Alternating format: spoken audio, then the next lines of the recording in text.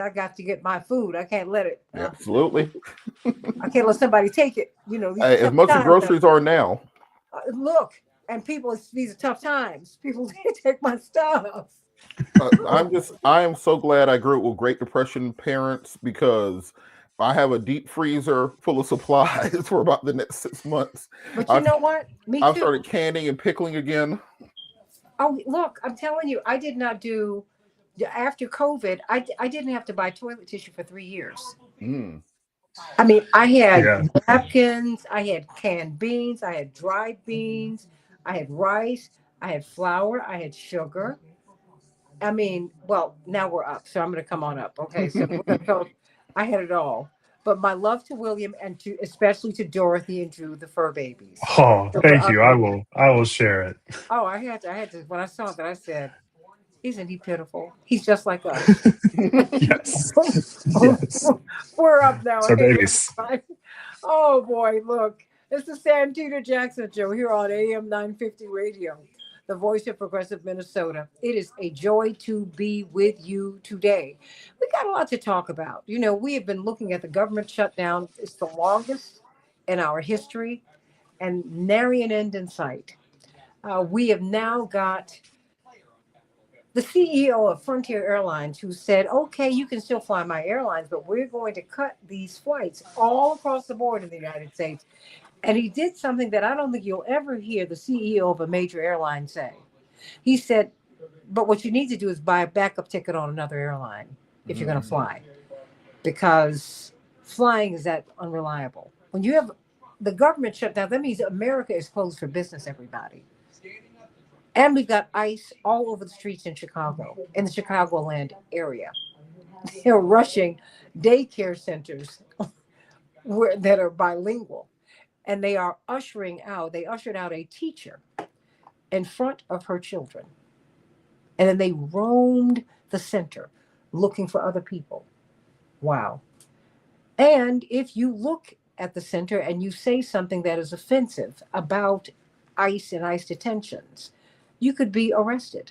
That is what a high ranking official at ICE said. So there is a lot going on. And then we had these elections. Many people were waiting for 2026. But I saw this historian, Dr. Heather Cox Richardson, a woman for whom I have enormous respect. She's so analytical and her insights are so keen. She said, no, if you want to make some change, don't forget about the 2025 elections. There are thousands of elections that took place on Tuesday. And we're not even a year into this new administration. And they let you know they were an opportunity for Americans to let the administration know and let everybody know how they're feeling. And a lot of change happened on Tuesday. A lot, a lot. You had the proposition that passed in California. We think they're going to redistrict 5 seats. They could get more Democrats out of California. You got 2 Democratic governors, New Jersey, Virginia. But you had a very interesting black Republican who gave the Virginia candidate a run for her money. Then, of course, you had Mr. Mamdani, the mayor elect of New York City. But you also had an insurgent candidate in Minneapolis, excuse me, State Senator Omar Fateh, who won the primary, the caucus. That's how they achieved the nomination. But this Democratic Socialist, not even 40 years of age, they rescinded their endorsement. The donor class did. But he still had a very respectable showing. And he has changed the narrative of politics in that city and in that state. There's a lot going on, but no one talked about what happened in the South. In the South, massive changes happened. Massive. So let's talk about it, particularly in Mississippi, a state that, wow, can I say enough about Mississippi? Can we? You got Fannie Lou Hamer, you got Mike Espy, you got so much that has come out of Mississippi. You got Medgar Evers and the NAACP. Um, you got a red state in which there's been a lot of change down through the years, up against a lot of opposition. And so I thought it was noteworthy, and I think that you should believe that it was particularly noteworthy that now it appears that Mississippi can be a battleground state. Who would have thought about that? They flipped the state senate from red to blue. How did that happen? And what happened in the rest of the South? And then we've got to talk about this government shutdown. There's just so much to talk about. But let's start with Mississippi. Of course, you've got Attorney Robert Patillo. It's been too long since we've had you here, but I'm so glad that you are here. You run for office. You've worked on the Hill. You just never stop. Got to come back home always. Oh, I'm so glad that you're here with us. And speaking of coming home, Ashton Pittman, a brilliant award-winning investigative journalist from the Mississippi Free Press, and he and his husband William, of course, are fur daddies to Dorothy and Drew. So you pull this clip and you play this for Dorothy and Drew, because I know Dorothy and Drew feel this, sending you I'll so do much. it. They absolutely help me to understand. And I really appreciate the work that you and my dear sister friend, Miss Ladd, do down at the Mississippi Free Press, because you give us a lot of great information about what's happening in Mississippi. I don't think that what happened in that state, in the Senate in particular, breaking that supermajority, that has not received the attention that it really needs to receive. Talk to us about what happened there, because indeed at the heart of that is the Voting Rights Act. Yes, that's it. So Friday night, Tuesday night. Sorry, election week has me a little frazzled. But Tuesday night, we saw these returns come in several Mississippi Senate districts, where we saw Democrats actually flipping seats that were held by Republicans.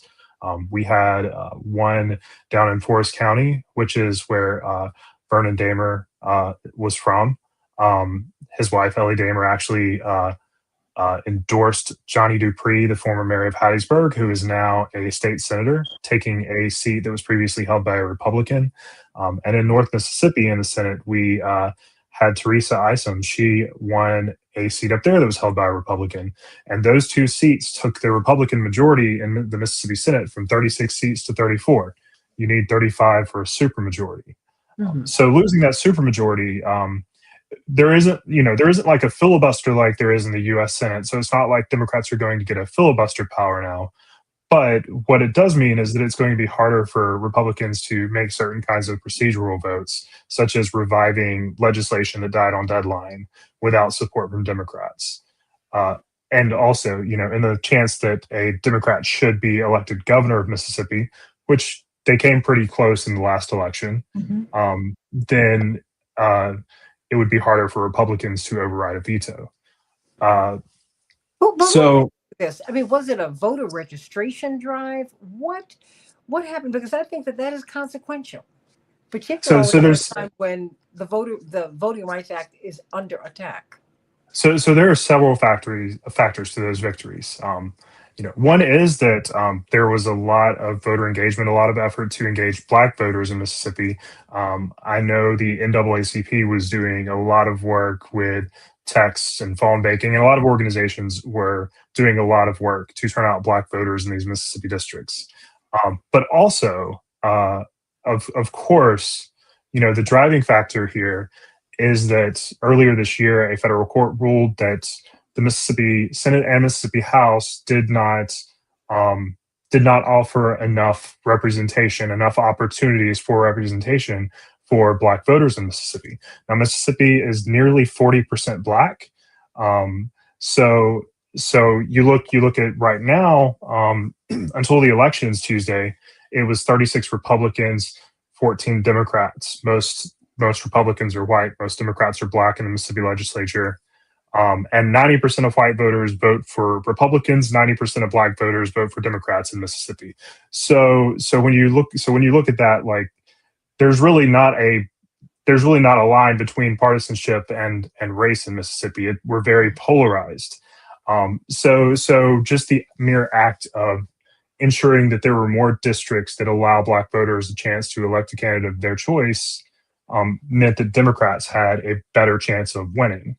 Now, of course, to be clear, Democrats still are in the minority, but you see that when the Voting Rights Act is applied, that Black voters in Mississippi are able to have more of a say in their government and are able to have more of an impact instead of it, just being, right now we have we are the blackest state, but all 8 of our statewide elected officials are white. Both of our U.S. senators are white, and all but one of our members of Congress are white, which represented Benny Thompson in the Delta. Now, the Voting Rights Act, Section 2, was the basis of this ruling, and so that's what made this possible. It's not that these lines were drawn to give Democrats more seats; they were drawn to ensure that there was fair representation for Black Mississippians. But of course, we all know that Section 2 of the Voting Rights Act is in imminent danger from the Supreme Court, which appears poised, at least the Republican-appointed majority, appears poised to strike down Section 2 and those protections. So you can also see that this could be a short-lived thing. And we've already seen, even outside of the state, Senate and state House, we've seen our state auditor, Shad White, has talked about how if the Voting Rights Act is struck down, he wants all of Mississippi's congressional districts redrawn to get rid of Representative Benny Thompson's district, which would get rid of that district in the Delta and leave us, most likely with 4 majority white districts. That is, how likely is that to happen? That's a really good question, because, and I'm not completely certain, because I only getting ask rid that of question because Benny Thompson is iconic, right? And Right. he has this big event, right, annually that brings thousands upon thousands of people together in Mississippi. And you know that from working on the Hill, Attorney Robert Patillo. I mean, he is someone of tremendous consequence in the state, in the region, and nationally. Right, and his seat is the one that Mike Espy won, I believe, in the '80s, because of the Voting Rights Act requiring that district, requiring Mississippi, again, nearly 40% Black state, to have at least one of our 4 districts. I think it was 5 at the time, but at least one of those districts, be a majority Black district.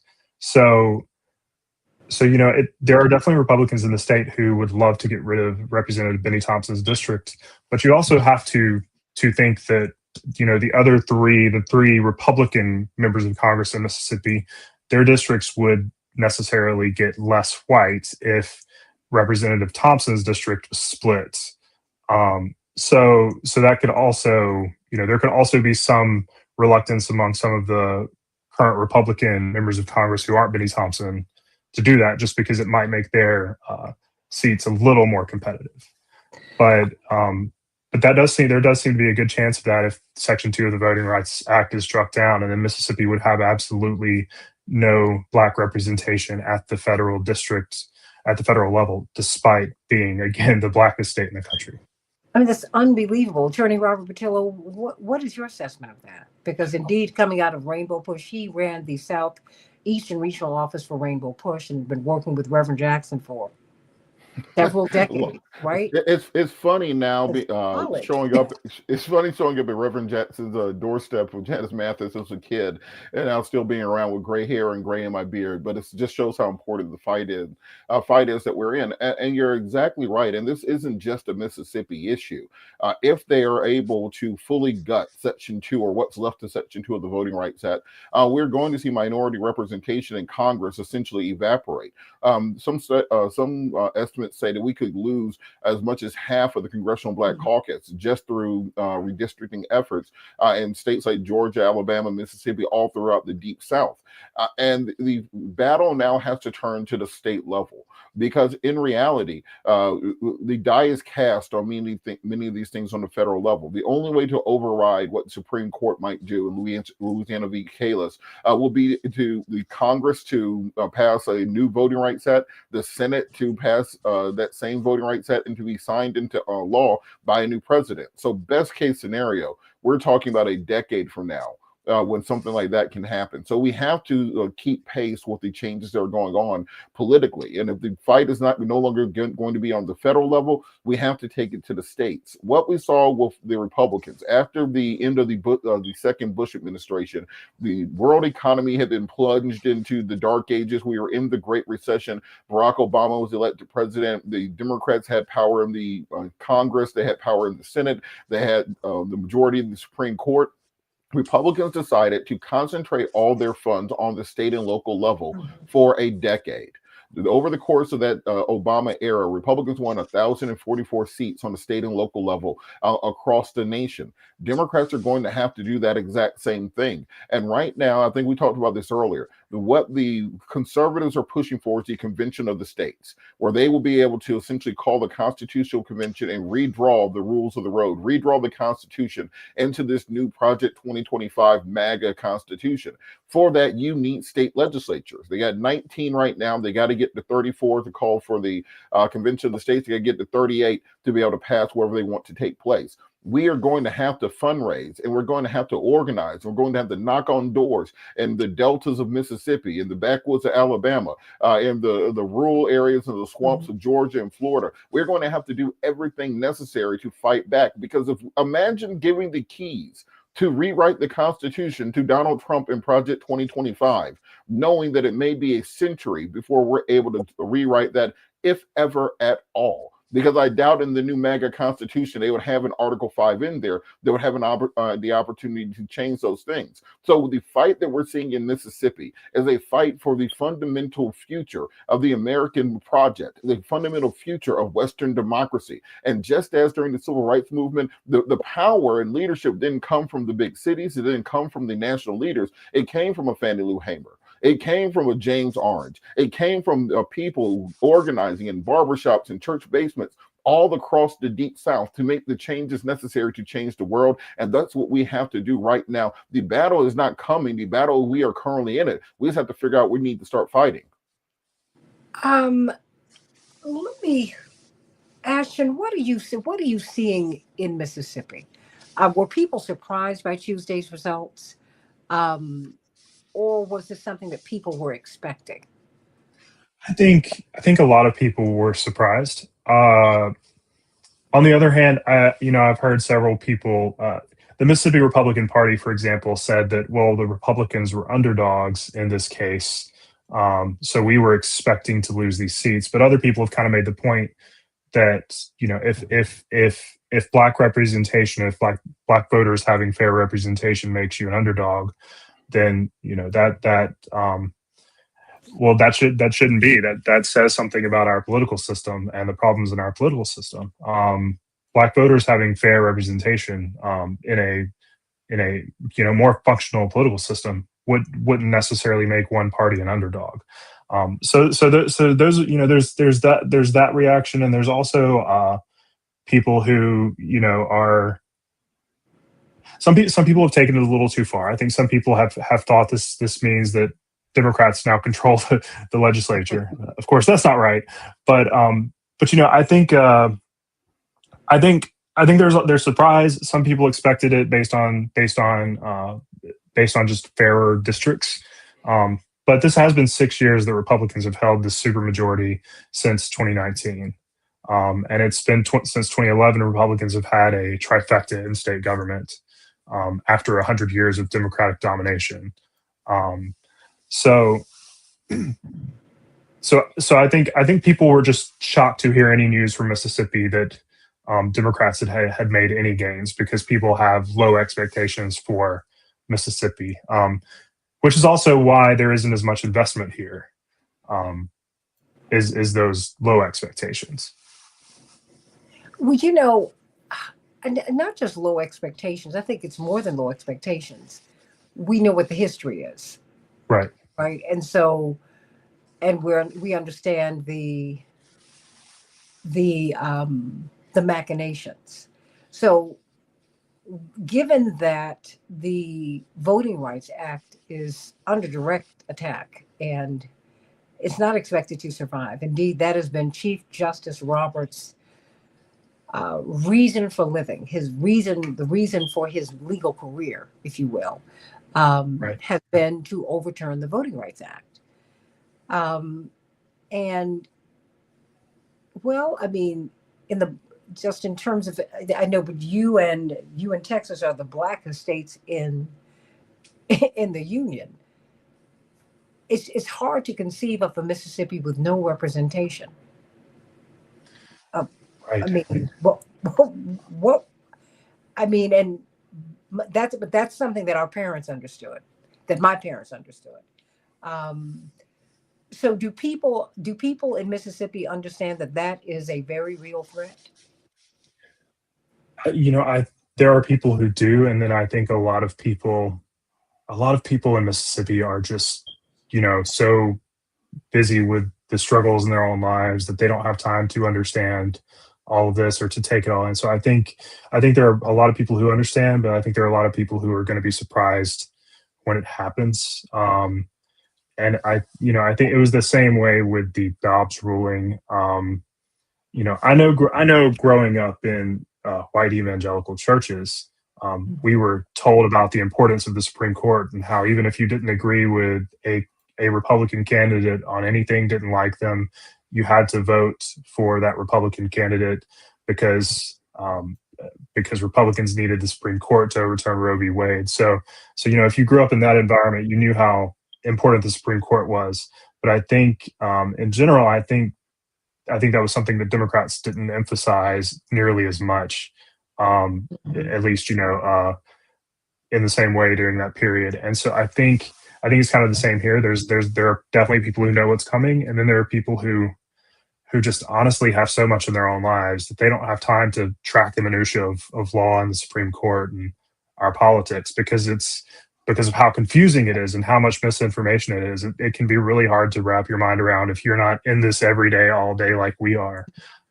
So I think a lot of people are going to be taken by surprise, and I definitely, I think one thing that the last 10 years has really shown is that for the arc of the universe to bend toward justice, there have to be Mhm. enough people pushing it because it can start to bend back. And I think we've seen it bending back. And I definitely fear we're going to see, like you said, what previous generations, the Mississippi with no black representation, federally. Is there any discussion about that? I mean, do people even know that that is a real, not just, I mean, beyond, it's a probability now. Right. There's definitely discussion about it. I don't think it's set in for most people. And I haven't seen Representative Benny Thompson talk about it. Hmm. Um, Do you think he should? well, as a reporter, I don't want to say what politicians should or Okay, shouldn't of do, course. but I think we in the media, I will say as a journalist, I think it's really important for us to be explaining this to people and helping people understand what's coming, what this will mean, um, and where we all stand. Because there is definitely and I think we have to make the point. It's not about oh no, Democrats are going to lose seats, because ultimately it's not about partisanship Mhm. for me. It's about the principle is that people deserve representation. Black Mississippians deserve to be represented. We should not be a state where only people who look like me have have power in Congress, have voices in Congress. Um, and so the idea that would be our future is just horrifying, and it's not the future that I think many of us feel we were promised, especially those of us who came of age when Barack Obama became president. Well, and I have to say, and that would be you and Robert Patillo, not me, because that was Right. the first vote that I cast was actually for Reverend Jackson. in 1984. Wow. That was my generation, and that was exciting because you had the most prominent black leader in the country, who who really, and you would know this history, Robert. He he bent a knee to a people's draft because black people demanded that he run, because he was trying to get Andrew Young Hmm. or Maynard Jackson to run, and he felt that as having held elective office, and they were far more mainstream than he was, even though he was very well known and all of that. He said, the proposition needs someone like you all. Um, Robert Patillo, I mean, before Ashton Pittman leaves us, I mean, certainly I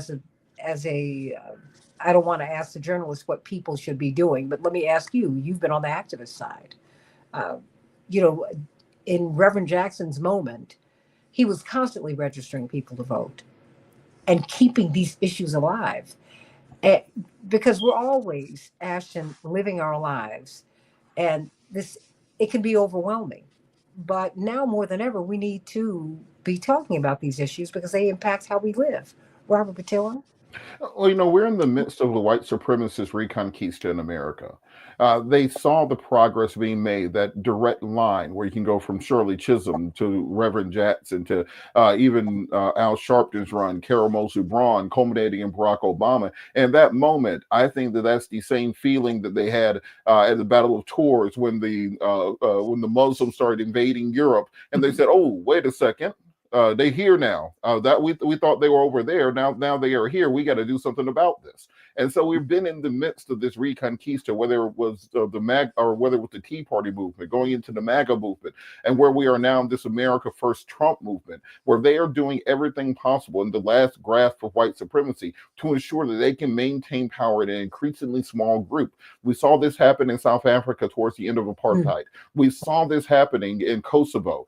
We've seen this happen where a ruling minority or a ruling class, once they become a minority status, fight to make sure they buttress every institution. Well, they will be able to maintain power despite not having the same electoral power as they once had. This is what happens when empires begin to shrink. This is what happens when they're trying desperately to hang on to power. And what we have to do is realize that we are in the middle of this battle. Far too many people hear these things, they think about it abstractly. Think about the 2024 election. We talked about voter suppression, and people looked at us like we were crazy. We talked about the backsliding of our rights, and people looked at us like we were crazy. People have become so comfortable since the Obama years of thinking that this is the way things would always be. They forgot that things could go back to how they were before. And now that we're in this place where they are gaining territory on all edges, where the millionaires and billionaires seem to be standing there, like Darth Vader at the end of Empire Strikes Back, where it looks like they have completely defeated the Jedi. And they are in this place of believing that there's nothing that we can do to fight back against them. But I want to tell people right now, and when you are in this position, you're in the strongest position possible, because now everything is out the window. We are in a existential battle for the future of this nation. We have to look at the tech billionaires that are hanging out at the White House for inauguration. We have to look at how they're rewriting the laws, how they are changing the way that America works from the bottom up to ensure that the ruling class maintains almost unchecked power. And when you're in that position, it puts people in a place where they are willing to fight in ways they haven't been willing to fight before. As we've said, look, you can have political arguments over campaign finance reform. You have political arguments over the size of government. We're now going into conversations about starvation. The Rhode Island court just ruled earlier today that the Trump administration has to release SNAP benefits in the next 24 hours, and we don't know if they're going to do it. We're looking at a place where millions of Americans this weekend could be completely without food. And the idea that the American people are simply going to stand for that, I think this is the time where we have to begin the process of organizing, of cauterizing, of bringing people together to let you know there is an organized resistance against what's going on. We're no longer simply laying down and as the Democrats thought they could do at the beginning of this, we're going to be more dignified than them. We're going to show them how a peaceful transition of power works. We're going to work in a bipartisan. No, that's not what the moment calls for. We have to fight back as if our democracy depends on it, because it does. And if we become that generation that drops that baton, are we really prepared to look backwards over the long haul of history and look in the eyes of a Frederick Douglass, look in the eyes of a Sojourner Truth, look in the eyes of a Harriet Beecher Stowe, look in the eyes of all those people who have brought our democracy to where it is today, and say that we dropped the ball, we dropped the baton, and we allowed ourselves to be put back in a position we haven't been in 150 years? I don't think we're going to do that. I think we are at that moment. We are in a time. People are motivated. We saw it on Tuesday. People are ready to fight. We just have to aim that in the right direction. It's going to require the work of every single person who knows what's important and what's beautiful about America to stand up at this moment and fight back against what's against us. Would you say, Ashton Pittman, Robert Williams says that Mississippi is the most important election because of that Republican supermajority having been broken? I thought that the Mamdani win in New York was incredible. That was wonderful to see for so many reasons. And I think that what State Senator Fata was able to do in Minneapolis was incredible. Incredible. I mean, these are young men under 40, self-declared democratic socialists who who stood 10 toes down on affordability and populism and giving people access to health care and education and so many things. And they did not move. One won his race. The other one came much closer than anyone even thought that they would. And yet Mississippi means so much just in the American conversation for so many reasons, So do you think that this might, why, let me just ask you this, just as a reporter, why was this so consequential, given all that happened on Tuesday? Yes, the reason Mississippi is so important is because not only does it show that if we have fair districts, that Black voters will turn out and will elect candidates of their choice, and that we can have greater democracy, regardless of party. Just that fact that people feel like, hey, it's worth going out to vote because I can actually elect someone who represents me. There are so many people in this state who do not feel like that and who don't vote because of it, and who don't feel the need to vote because they don't feel their voice matters. So that's really important. Just demonstrating to people that their voice can matter and they can have an impact in democracy. But also, it shows that when organizations come into Mississippi, when organizations from outside of Mississippi come into Mississippi, spend money, when parties spend money in Mississippi, and invest in reaching out to voters and talking to people about issues, that they can be successful. The National Democratic Party, and I've heard Democratic candidates in Mississippi, including even candidates for U.S. Senate, complain in the past that they could not get support from the National Democratic Party because Mississippi gets written off. And I think it's a mistake for any party to write off a state that has where nearly 4 in 10 people are Black. Mike Espy won 46% of the vote here. Brandon Presley got, I think, 47.5% of the vote here when he ran for governor. Wait a minute, with no true political corporate support, if you will. Right. Well, those two did get some support from the National Party. They got some, but you know what? I know when these parties want to make you a superstar. Right. Number one, you get on all the shows, Ashton. And it becomes a national campaign. They could have done that with Mike Espy. He's from the most prominent Black family in the state. I mean, yes, and also, I think that's kind of what happens though. Sometimes they'll find one candidate that they think's good. They'll pour a little money into that candidate, but they don't continue by really building that infrastructure, helping build out. Georgia Democrats flipped Georgia because of years of of infrastructure building efforts by people like Stacey Abrams. And so in Mississippi, it's like, they'll for a minute they'll be like, well, maybe something could happen here, and they'll put a little money in it, and then they'll leave. They don't sustain that work and that organizing and infrastructure in Mississippi, because if they lose, even if they only lose by 3 or 4 points, they still say, well, it's Mississippi. But this is a state that we're at times we get kind of close to the 50% mark. Barack Obama got, I think, about 45% here in 2012. So this is a state that the National Democratic Party it doesn't organize in and build sustainable infrastructure. They aren't investing here as a long-term project. So I think that kind of shows that the Democratic Party nationally is the party that represents diversity. So why ignore such a diverse state? Why ignore a state that has a 38% Black population? Why only come in here when a candidate seems to be catching a little lightning in a bottle? So I think that's the big thing, is that it just shows that the state is worth investing in. People should care about Mississippi. Republicans and Democrats should care about Mississippi. No one should be taking Mississippi for granted, because democracy does matter here. We deserve to be seen as more than just a one-party state that's always going to do the same thing. Formerly the state of the Dixiecrats, the racist wing of the Democratic Party, and now we're just seen as just a solid red state. But if you look at a map of Mississippi, an electoral map, there's a lot of blue there. And I don't really like the red state, blue state dichotomy, because it makes it so much easier to write off states like this.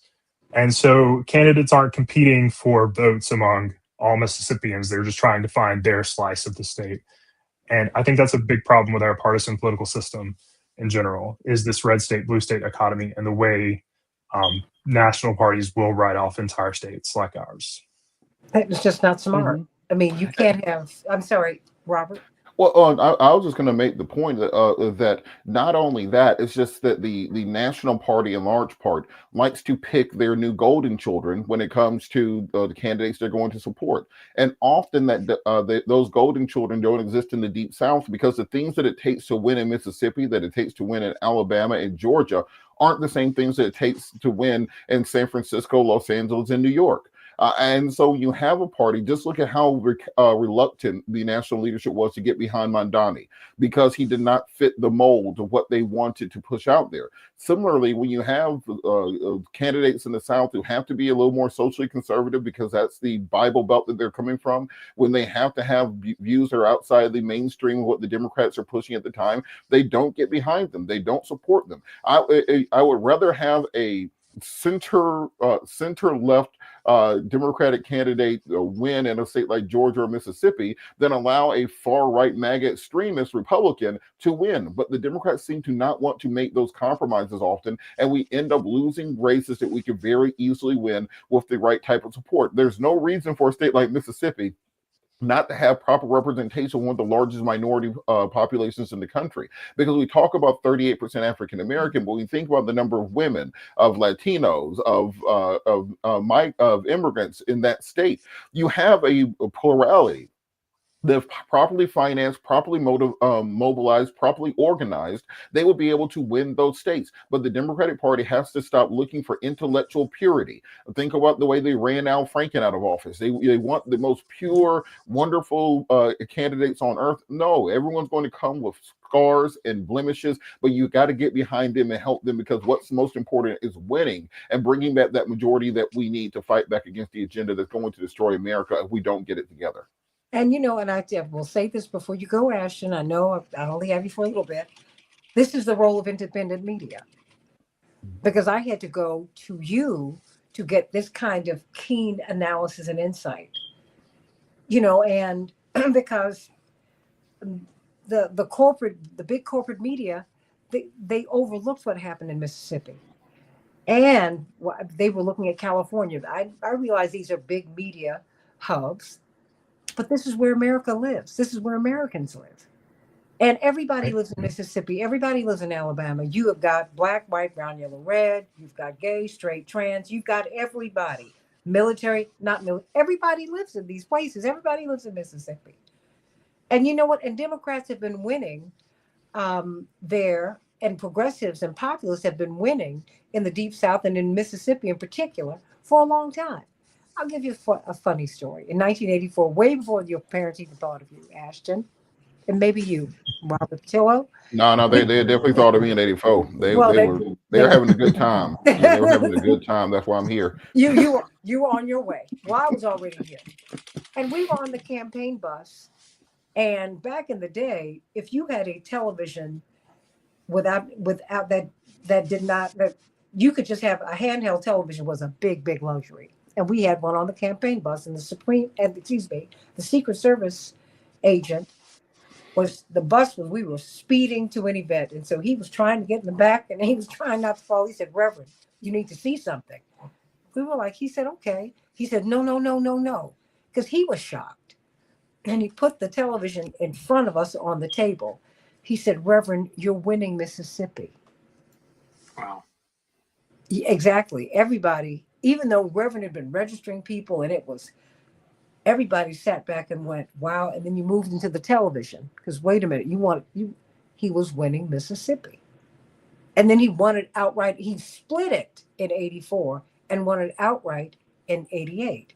It is possible when people have the intention, but you need independent media. How can we support the Mississippi Free Press?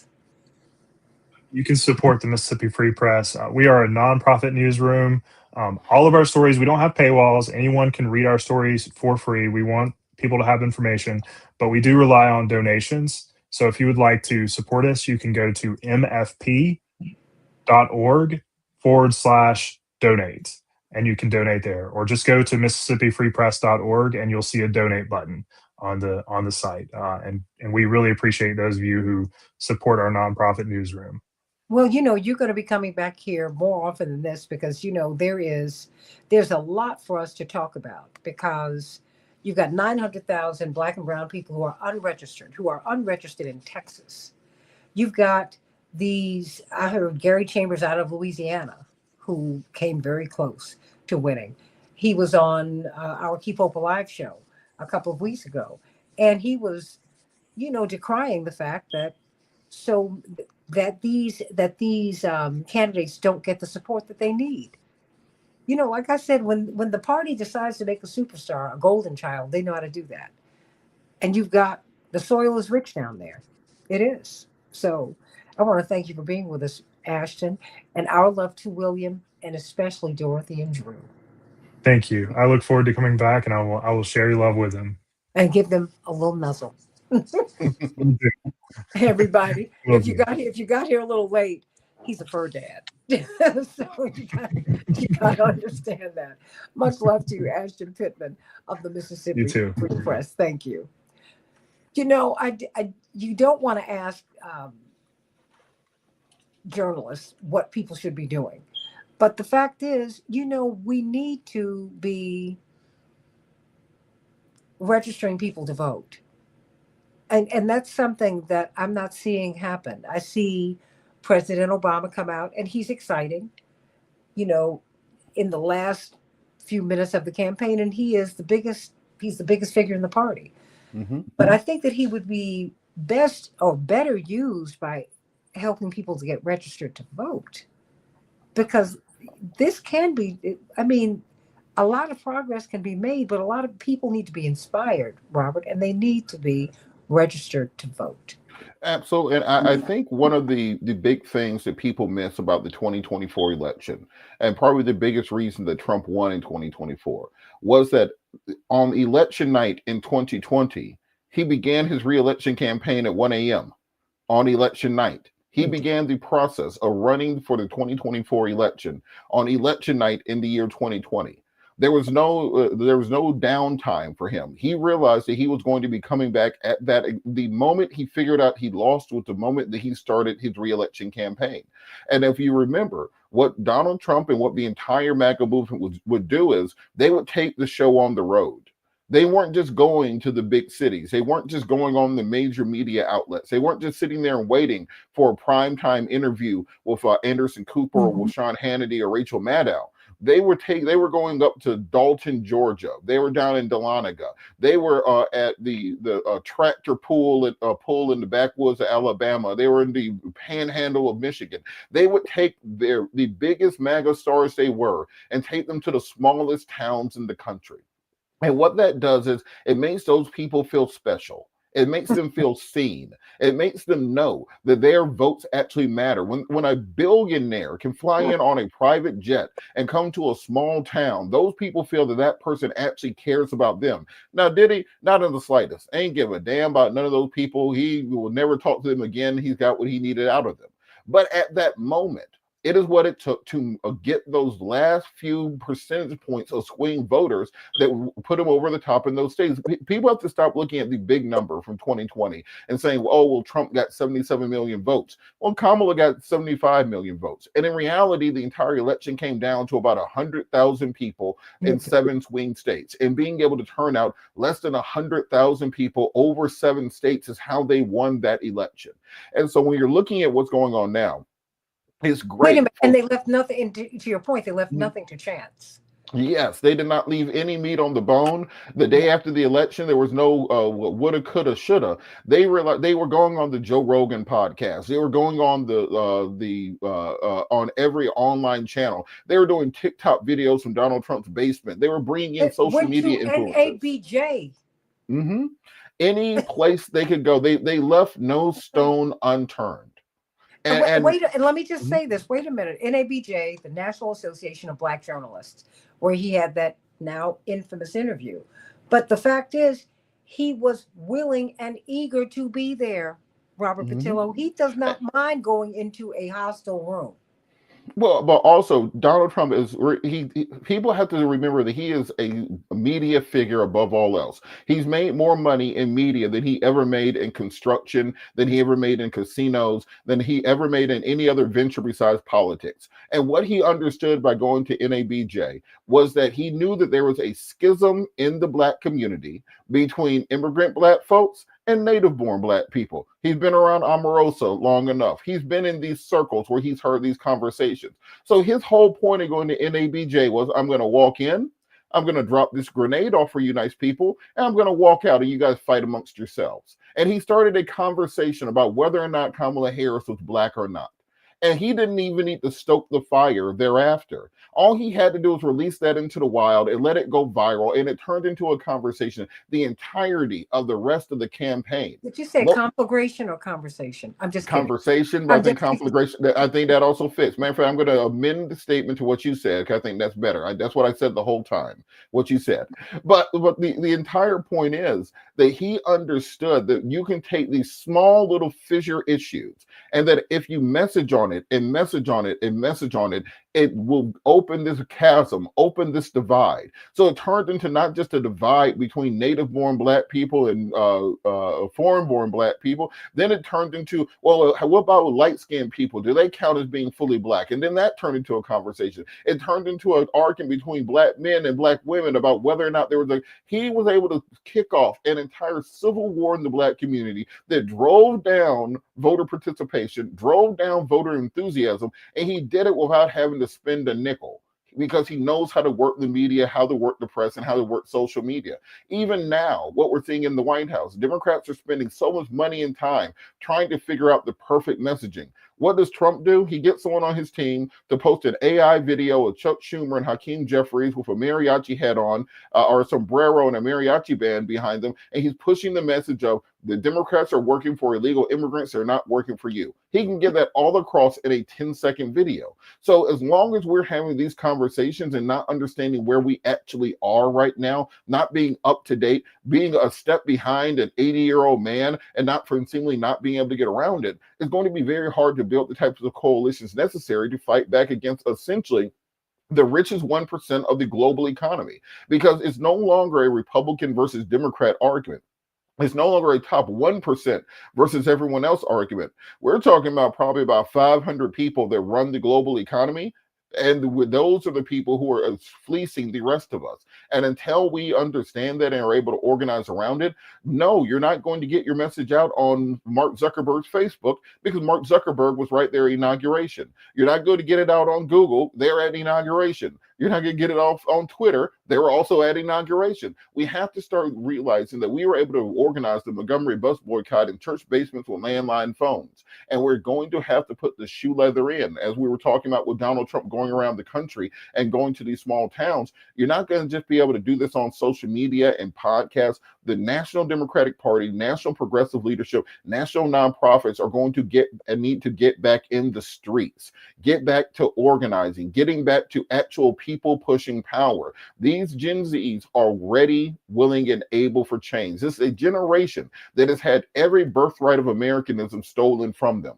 The idea that you're going to get a college education is essentially gone, because the student loan forgiveness that some of us were able to get under Joe Biden will more than likely never happen again. And the crippling cost of college debt is teaching people that it will be better to be a Twitch streamer or OnlyFans model than to go get that degree in library science.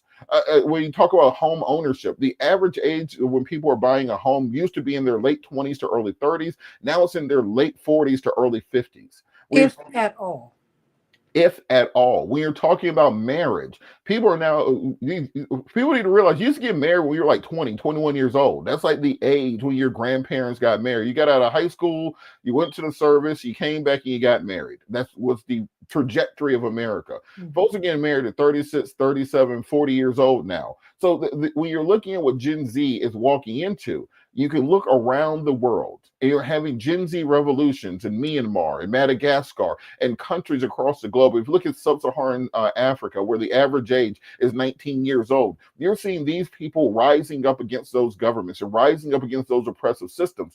The ones here are ready. They're primed for it, but they need the older generations not to come and just try to exploit them and tell them what to do and say, hey, kids, get out and vote. Bring them into the conversation, organize them, run them from office. Right here in Atlanta, we recently, or just Tuesday, we had a 21-year-old student at my alma mater, Clark Lane University, win the mayor's race for Stockbridge, Georgia. There's another young man, 24-year-old, came within 80 votes of becoming the mayor of Marietta, Georgia. A good friend of mine, Mike McNeely, who's I think maybe 41 years old, is the new mayor of Mableton, Georgia. You have a generation that is ready to get out here and fight. Yes, all around the country.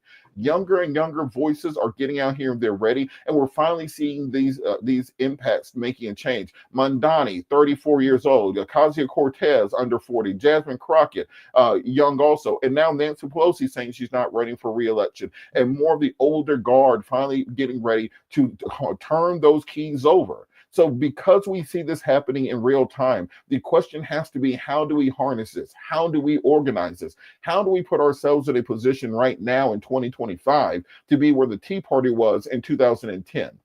Because people need to, if people who are old enough can tell you, Obama got elected in 2008, took office in 2009, got the majority after Democrats took a couple of seats in the Senate where he could actually pass through Obamacare. And by 2010, the beginnings of the Tea Party movement has started metastasizing together. By 2012, they became an actual political organized group that started running for office on the state and local level. By 2014, you started seeing Tea Party members in Congress, in the United States Senate. By 2016, that Tea Party movement had put Donald Trump into office. By 2020, they had morphed from the Tea Party into MAGA and were running candidates on the state, local, and national level nationwide. And now in 2024, they control every apparatus of government: the House of Representatives, the Senate, the White House. They control almost 30 governor's mansions, 28 state legislatures. They control the court system. Donald Trump's appointed something like 300 federal judges. They are taking prosecutors' offices. This took a decade and a half for them to do, and it worked. So if you see that took place a little over a decade ago, why can we not start that right now and start the type of counterinsurgency on a political level that's necessary to overturn much of what Trump is doing? Because he is building out a MAGA deep state that he is trying to entrench so deeply into the government that it can never be extricated. The only way that that comes out is we organize, we fight back, we educate, and we get ready for the battle ahead. And he's got a deep bench. Everybody in his Stephen Miller, is he 40? He might be. Same age as me. Me and Stephen Miller met in college. Okay. All right. When he was doing the Duke lacrosse case, I was protesting the Duke lacrosse case and met him back then. What? Miss Levitt. 27 years old, already enough plastic surgery to kill a horse. Let's just leave her alone. But my point is, his team, they are very young. J.D. Vance is 40. They are very, very, very young. They have pulled all of these young people and they've put them forward. He's on cruise control.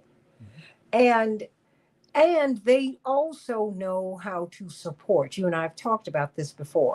Hey, everybody, this is AM 950 Radio, the voice of progressive Minnesota. You want some more of this conversation? Stay tuned for part 2, right here on the Santita Jackson Show. Hey, everybody, the Santita Jackson Show here on AM 950 Radio, the voice of progressive Minnesota. I am so happy to have my road dog back, Attorney Robert Patillo, the brilliant Robert Patillo, as we're talking about election night and really the path forward. Because, we've had David Daley on the show. You know him, the New York Times bestselling author, the senior fellow from Fair Vote, who wrote the bestseller Rat Effed. That told you that the night of the election in 2008, when President Obama won, the powers that be in the Republican Party got together and they decided, okay, you can have the presidency, but we're going to take everything else. The U.S. Congress, both houses, and we're taking all the states and the counties and the cities and the towns. And that is exactly what they did. And we went on as Democrats to lose more than 1,000 seats. And now we're on track to lose the Voting Rights Act, which would cut, 62 members? There are 62 members of the Congressional Black Caucus. My brother, former Congressman Jesse Jackson Jr., who's running for Congress once again, he said we are on track to go from 62 to maybe 30 members of the Congressional Black Caucus. You just heard Ashton Pittman from the Mississippi Free Press, award-winning journalist. They're looking at having no Black representation in the state of Mississippi. 38% of their population are Black. There will be no Black voices. That's coming. That's coming. So my question is to you, where do we go from here? What do we do? Well, I think a big part of it also has to be explaining to people what that means to not have Black representation in Congress, because most people have no concept what Congress actually does, and so they don't know what will happen if they don't have representation of that manner. Day one of political science class in college, they tell you that politics answers the question of who gets what when, and then in graduate school they will add in how and why. And so on this question of this distribution of scarce resources, we have a limited number of resources in the country. Everybody wants their fair share. Your representative ensures that you get your fair share of those resources. So they're going to build a new military base. Your congressperson is the person who can make sure that those dollars come to your district. If there's a big defense project that's going to be creating 100,000 jobs nationwide, your congressman is the person who put a line item in there to make sure that a subcontracting manufacturing plant is in your neighborhood to ensure that those jobs come to your area. There are so many issues that your Congress people can take care of. And when they no longer represent you, and when the laws are written in such a way and the maps are written in such a way that they can essentially ignore, in Mississippi, 38% of the population, that puts that population into economic stagnation. It puts them into educational decline. This is where you start seeing a lack of investment in infrastructure, where the roads aren't fixed and the buildings aren't repaired. You get environmental brownfields where, well, since you don't have any representation, why don't we put the sewage plant next to the school? Why don't we put the landfill right next to the church where the black folks live at? What they're going to say about it, because they don't have a voice. We often talk about the civil rights movement, but we rarely talk about why we needed it. But Why hold we're on, we talk about it in the past tense. Yes. And that to me, because I want to know why it is that you in college became involved in it. Now, how many years ago was that? Whew. 23, That's 23. no time. For me, that was 40 years ago. So come on, kid. I got you. But No, but no, because I say that in the 80s, there was my generation said, we don't need to march anymore. Someone stood Mhm. was in my room. Now, she could have been trying to yank my chain a bit. She might not have liked Reverend. I get it. But she said, I'm not someone who would march. I bumped into a thread from people from Howard University. And one of my fellow Howardites, bless her heart, she is looking for a job and a place to live. She's one of these 300 plus thousand people who lost their jobs between February and July, and now apparently those numbers have swelled up to way past 319,000. So, and even then, I was like, I said, but we'll always need the civil rights movement. People who have bigger voices than we. They know my Jewish friends. They will not let go of advocacy because they look at themselves as being people who are under the boot. I said, how did we get free so fast? Help me to understand that, Robert Patillo. well, I think part of it is that we almost did not want to think about the things that happened prior to the movement, and that's why we talked about it in the past tense. I have the what I now realize to be luxury of being raised by an older family. My dad was born in Mm, 32, so okay. he was there through all that. My Aunt my Aunt Amy, she was born in 1888. And she taught it. She went to Tuskegee Institute in New Booker T. Washington and spent almost 60 years as a school teacher. They were able to give me that direct connection to what happened before the movement and why it was necessary to have the movement. My first, I don't think I ever told you about the first political campaign I ever worked on. There's a picture of me with a Jesse Jackson 88 button on when I was 4 years Oh old. my So gosh. yeah, so that was the first political campaign that I worked on. That was the first time of being involved in advocacy then. And when you have parents and grandparents and ancestors who instill this in you, who let you know how it is, then that's how you know to have a heart for the movement and understand there's still a fight going on. I talk to people right now, particularly some of my black conservative friends, who have been convinced that things were better before the civil rights movement. They will talk about it and say, well, families were closer together. Well, that's because we were segregated. We had more black businesses because we weren't allowed anyone else's business. And they'll say, well, we were more in church because God was the only thing we had to hope for. And the progress that we've made since then, we've almost lost it to the sands of time. There is if you ever get some time on your hands and can stomach it, go to a college campus now, even to a black college campus, and just ask exceedingly basic questions about civil rights and about black history and see the looks on some of these young people's faces. And it's not their fault. They're not dumb kids. It's because we didn't teach it to them. We didn't emphasize it to them. We turned Black History Month, as I've been saying for over a decade, into Black Trivia Month. When we talk about Black History Month, we make it sound like it all happened in a weekend. One day Martin Luther King got together with Abraham Lincoln. They decided to get on Rosa Parks' school bus on the Underground Railroad. They got together and gave the I Have a Dream speech. Barack Obama came out and said racism is over. And that's the way we teach Black history to people. We just, for some reason, I call it the Black History fairy tale. We don't Oh, yeah. teach. Yeah, we don't teach Tulsa. We don't teach the Red Summer of 1919. We don't teach Elaine, Arkansas. We don't teach the lynchings that drove black folks out of the South in the Mhm. migration. There are black folks in Chicago right now that have no idea they're from Mississippi. But The wait. And we white from their also memory. think, and I'm saying, and I have to say it, and we also think that Barack Obama was just very smart and it happened. Hmm. No. So much blood was shed. I mean,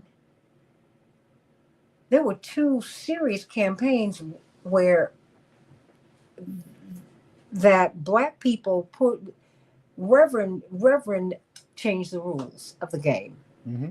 and decided that I have gone as far as I can go because there are certain compromises you have to make in order to go there, and that's okay because if you go there and you do some things for us, then that can work. But that did none of these things just happened. Shirley Chisholm was the first black woman in Congress. She did not just happen. John Conyers did not just happen. We don't even know their names now. Ron Dellums, Augustus Hawkins. These people did not just happen. Fannie Lou Hamer did not just happen.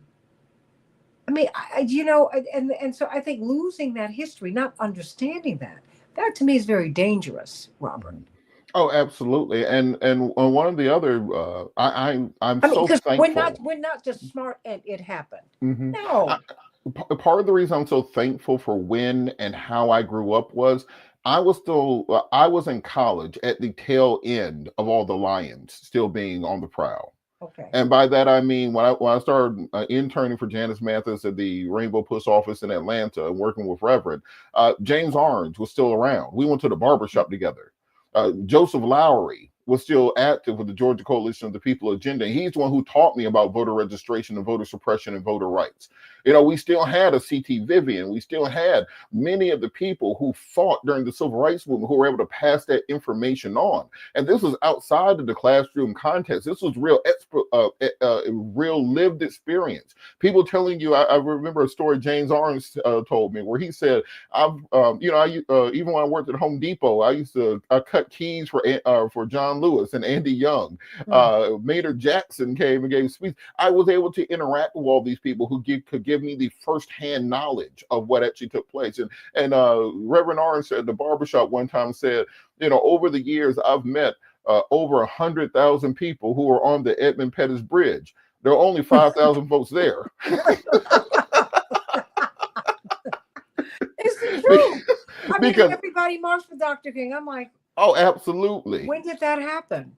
Because it's easy to rewrite history and say that you were part of the movement, that you were part of the fight, that you were there, when in reality, it was only the smallest number of brave souls, most of which you will never know their names. Most of the people who were the most important to the movement, they fought and they were killed and their lives were destroyed for the advocacy that it took for us to get to where we are today. And there are no monuments, there are no statues, there's not even a footnote in history. They are completely forgotten.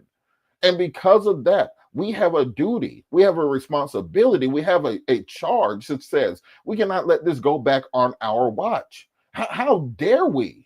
How dare we as a generation say that we're going to allow all the progress made by our leaders and by our champions, by our elders, be taken away? There's a reason that the first thing Trump did when he got into office was to go after Black history, because he Yes. knew that it was important to take away, because that's what the Romans did. This is a playbook that goes far beyond Trump. This is what the British did. This is what the Romans did. This is what the Assyrians did.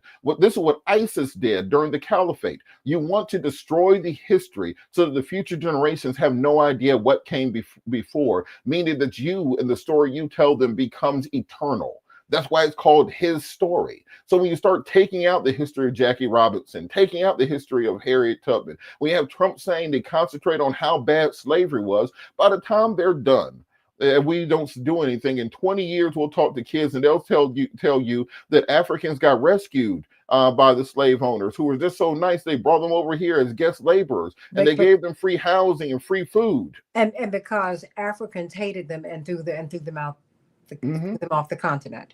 You know what? I'm going to do something very interesting because you have been a radio host.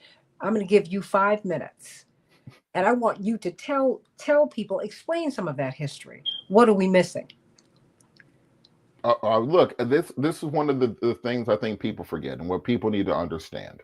that the fight that we are in right now, the place that we are in at this present moment, is not new. It is not novel. It is part of a continuum that happens again and again throughout American history. That there's always an ebb and flow where you come rise up and then there's a backlash. If you look at Barry Goldwater's campaign in 1968, he talked about there being a white lash from the civil rights movement, and that's what led us to the era of Nixon. That's what led us to the Reagan Republicans. That's what led us to the conservative movement, which was meant to push back on all the progress that was made in the 1960s. And I mentioned to people just by way of comparison, when we think of 1964 and we think of 1984, it sounds like two completely different centuries. It's only a 20-year gap. The distance between the Civil Rights Act of 1964 and Reverend Jackson running for president in 1984 is the same distance between right now and Little John and the East Side Boys back in 2005. It's only a 20-year gap by way of comparison. So we talk about these issues as being some kind of form of ancient history, some type of form of hieroglyphics, when in reality, we are still part of the same fight, still part of the same battle.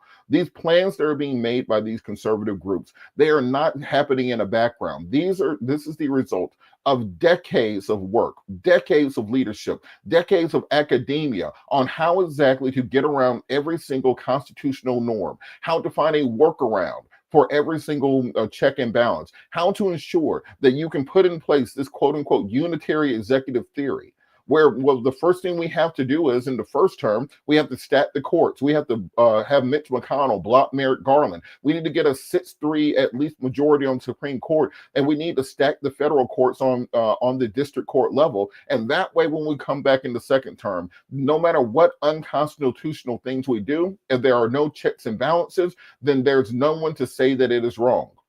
You realize you need to have a majority in the House of Representatives after seeing what happened in the first term. And therefore, you get yourself a lackey like Mike Johnson, who's willing to do whatever the president says. And now you don't have to worry about impeachment proceedings no matter what the president does.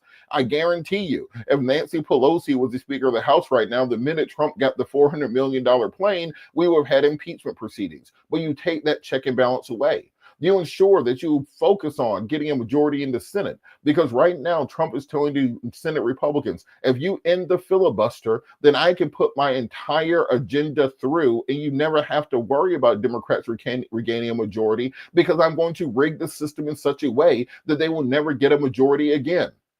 You realize that you have to create your own independent media outlets, because the mainstream media will actually report true facts and true investigative journalism. So now the Pentagon, instead of having CBS and Reuters and the New York Times investigating their military buildup in the Caribbean as they attempt to overthrow the Maduro regime in order to take their oil deposits, well, now you have Mike Lindell TV. That this is 100% true. You can look it up. One of the only approved news outlets that is able to report on the actions of the Pentagon is Lindell TV, the My Pillow guy. You start pushing reporters out of the White House press corps, saying you're not going to talk to them, and having a new media seat with right-wing podcasters. And now you are pushing out your own information without any checks, without any questions on that. You take media companies and tell them that they are no longer allowed to criticize the president. And through simple litigation with the weight of the federal government behind them, you get CBS to pay you $60 million. You get ABC to pay you $30 million. You get Colbert canceled. You get Jimmy Kimmel put off air for a week for criticizing you. And you create a national chill so that you will now be able to do what you want in darkness.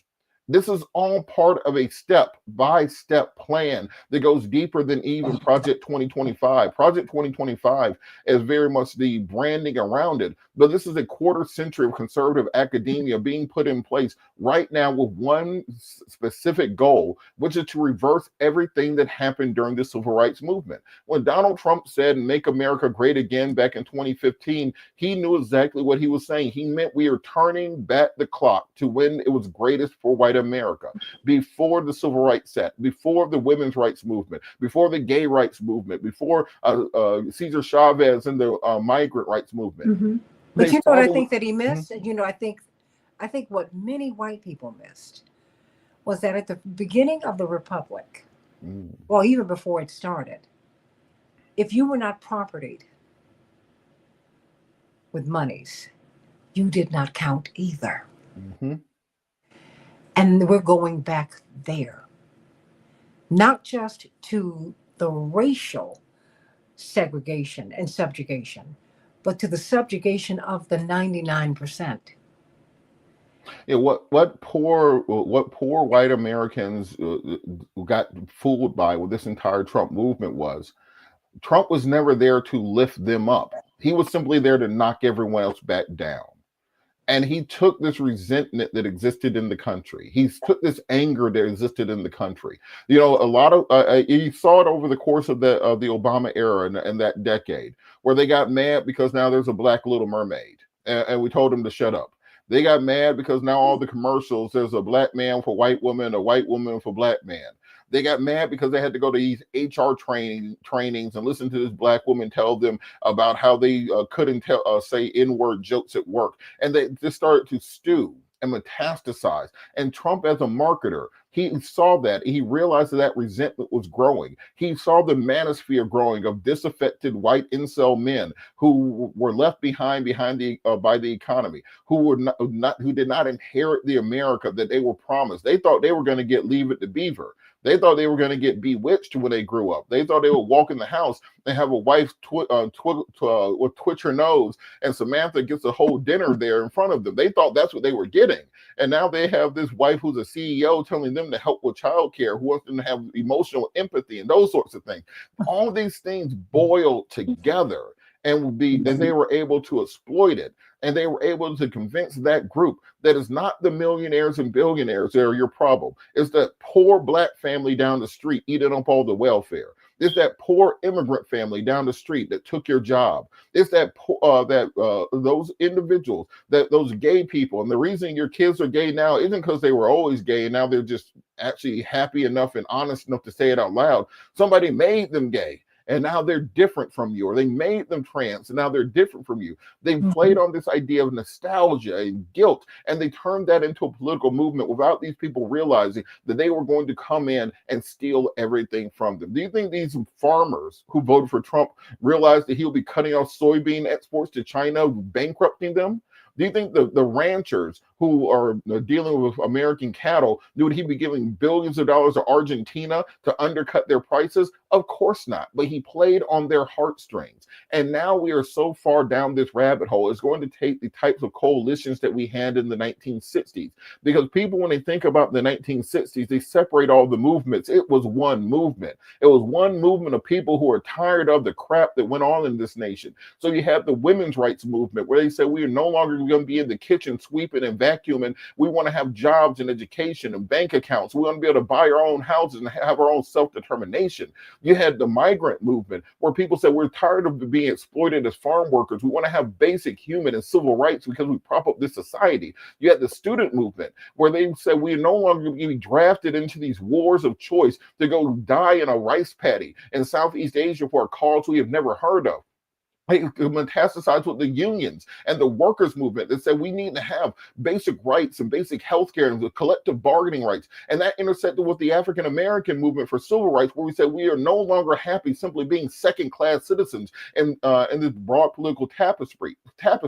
And this is all woven inside of the international anti-colonial movement that took place, where nations across the globe said that these decaying empires that were weakened by World War II were no longer able to hold on to their colonial assets. So we're going to fight back in Vietnam. We're going to fight back in Angola. We're going to fight back in Mozambique and Rhodesia and everywhere else across the globe. You take a global movement of that nature, and that's the place that we are right now, because the same things we see happening right here in America, you can look in Europe right now, and it's the exact same thing going on, whether it's Giorgia Meloni in Italy, whether it's Lukashenko in Hungary, or Macron being pushed by the National Rally in France. You have the Sahel, the leaders of the Sahel in Africa. Across the globe. We are seeing this uprising taking place, and we are part of it. America is not a space station looking down on the rest of the earth. We are part of these same global systems. And as we see Gen Zs rising up across the globe, if we're seeing downtrodden people uniting together across the globe, I think that, and this is a prediction that I'm going to make, I think that if we end up invading Venezuela, as it looks like we're going to do in the next 2 weeks, I think that might be the straw that breaks the camel's back and starts people to start Well, rising up. And when I well, say rise up, I don't mean descend into martial law in the streets. I mean when people start realizing that, oh, this really is a return to the American empire. This isn't about stopping drug boats. This is about old school neocon colonialism. We're going down there to steal those people's oil, ain't we? And I think that's what's going to be the wake up call for people to say, well, we need to start working and electing people all the way down to dog catcher and municipal employees. Right mhm. here in Georgia this week, we had two public service commissioner seats switch from Republican to Democrat. And for people who aren't from Georgia, I need them to understand did not have a single Democrat elected statewide from the year 2009 until Raphael Warnock about 4 years ago, over a decade. And now that What we're happened? getting public, yeah, you said You what? know, no, what, no, what is it that Well, has changed? well, I mean, is it the party or is it the people and the issues? it's the people and the issues because a lot of credit people give to Stacey Abrams for organizing Hmm. and registering voters, and God bless her, she did do her part. But you cannot tell the story of voter registration and voter mobilization over the course of the last 3 decades in Georgia and not talk about the work that Joseph Lowry did, not talk about the work that Janice Mathis and Rita Samuels and Helen Butler and the Georgia Coalition, the People's Agenda, and organizers around the states in church houses and in basements and in civic clubs and in fraternity houses that they put to register and organize tens of thousands, going into hundreds of thousands, and then millions of people to become involved.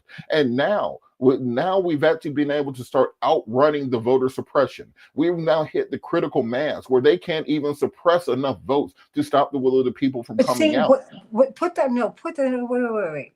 In furtherance of your point, that's been my point about Texas. Mm-hmm. I said, you've got 900,000 people who are unregistered. You've got to have a serious voter registration program. You can't just say, okay, they're cutting out Al Green, they're cutting out Jasmine, they're cutting out Mike VC. I get it. But you've got a million people who are unregistered. It is state law for people to register high school seniors. Mm-hmm. What are you going to do? Because see, it takes that kind of work. It takes that kind of intentionality, Robert Patillo. And now I Mm-hmm. understand why Reverend Jackson went into the schools and went into the jails and the prisons. Not only keeping hope alive, but helping people understand that you are a citizen. You are somebody. Get involved. And look, this is why Reverend is so amazing. Because I remember when I was working for him when I was in college, he came into town one time. And so this is a 100% true story, every word of it. We go and meet with the governor at the time, Roy Barnes, the attorney general, Thurber Baker. And so I'm in there, I'm about 19, 20 years old, sitting at the table with the governor, Jesse Jackson, and all the state level officials. Reverend gets in there, he starts talking about voting rights and how he wanted to help register more voters. He gives his spiel, and as you know, Reverend, he kind of checks out after he's done talking. He pulls his cell phone out, which the screen was completely dark because I turned it off for him in the car, pretended to hop on the call, walked in the hallway, was gone. So I do the rest of the meeting with the governor. Oh, I do the rest of the meeting with the governor and all these other state level officials, and they're all very. By the time I walk out, he's in the car asleep. Next thing you know, he decided that he wanted to go to a high school. At that very moment, I got on the phone. We organized a high school. I think it was in Redan, and we went there. And he had an entire pep rally with the entire student body, sua sponte, just on the spot. We invited the press out, and he spoke to almost every student there. He hugged every teacher, every student. From there, this man has unlimited energy. Unlimited. He wanted to go down to, I think there was a Georgia Association of People's Agenda meeting. It was a Monday. And so all the big church leaders and everybody was there. He went out there and talked to everybody, shook hands. We went so many different locations in one day. And I don't see people doing that now. We have wait, so many folks in uh, political leadership who want to be social media influencers. They don't want to put the work in. the work in with all of the people, Mm-hmm. not just the big events. It's not about the big rallies. Yep. I mean, Dr. King spoke to a quarter million people, maybe 2 or 3 times in his life. it was every little brick builds a building. And I mean, I'm glad that you gave us that illustration of that, because I can tell you about starting a day in New York with him. He worked 6 hours, and we got to Chicago. He worked for another 6 hours. We flew to LA, and Hmm. he spoke in LA, and then had a meeting while I was still staying in the room with him because I think I was afraid of the dark. and I and I'm in the bed, and he's having a meeting, and he about 5 or 6 people in the room. No, it was large because it was crowded. It takes that kind of work. And I don't think that people really understand how hard he has worked, but how hard Dr. King worked, how hard these people have worked, Yeah, and who they have talked to, who they have touched. and I think that's the important part, because when you talk to people, it's a two-way street. You're Mm, not just talking at people like you're at yeah. a speech. You're talking to people. You're hearing their pain. You're connecting to them on a human level. You understand who you are working for and who you are fighting for, and you can better become a voice for them. You can articulate those things, and you can build those coalitions that are necessary. And before I know we're running out of time. Before we run out of time, I want people to remember Mhm. we come from a people that beat Pharaoh. We came from a people that beat the Confederacy in slavery, that beat old Jim Crow, that beat Strom Thurmond and the Dixiecrats. You mean to tell me y'all can't stand up to the MAGAs? Well, You mean to tell me that we were able to put to let my people go part the Red Sea and walk to the Holy Land, but you can't stand up to J.D. Vance? wait a minute, I mean, come on now, what are we doing? the Klan. uh, Wait, we came from a place of complete institutionalized second class citizenship and rose up to a place where we had our people in the White House as the President of the United States, with our people on the Supreme Court as Ketanji Brown Jackson. When we look at the Biden administration for all flaws and all, the cabinet looked like America. The Joint Chiefs of Staff, the Secretary of Defense, the Federal Reserve, that is what we were able to do. And you mean to tell me we can't fight back against Vivek Ramaswamy and Stephen Miller? I mean, come on, we have to put in the shoe leather. Everyone doesn't need to be an Instagram influencer. Everyone doesn't need to have 100,000 followers in order to make a difference. We have to do the old school, each one reach one, each one teach one, and drag our people forward, because what people are looking for now more than anything else is hope. well, And if we cannot provide that hope, right. we have failed.